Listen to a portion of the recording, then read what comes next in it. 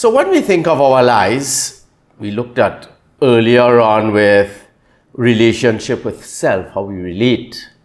Then we have relationship with others. In the ancient world, there was constant tension between Jews and Gentiles. That's why in the New Testament they say there's no distinction between Jews and Gentiles. And not only that, there was constant tension. Even the temple in Jerusalem was divided to accommodate the Gentiles. And there was a different courts for the Gentile women and so on. So we're getting a bit complex. Now, it isn't so complex. I mean, in my era, well, I could just remember vaguely, you're going to Catholic Church to certain people because you paid a sum of money, you had your name written on a pew, and certain people were allowed to sit.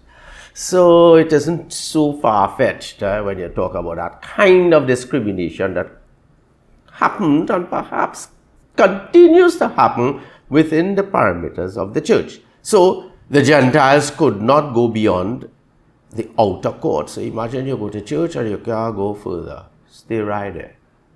That's why Jesus cleansed the temple. In cleansing the temple, he wanted to tell us, look, everybody has access, yes? Red or yellow, black or white, come inside. Right? So the Gentiles couldn't go beyond the outer court. Moreover, between them and the woman, there were high rails. So you put rails that the woman couldn't come in. No person of another race was allowed to enter the sacred place. The place is so sacred that only certain people could come in. And whoever was caught doing that would be answerable. So one could just imagine how that agonized and caused pain to the heart of the master. This scenario created massive upheaval and constant strife. Since on one hand, you always had to be extremely cautious. You go to church and you have to be cautious of what is going on.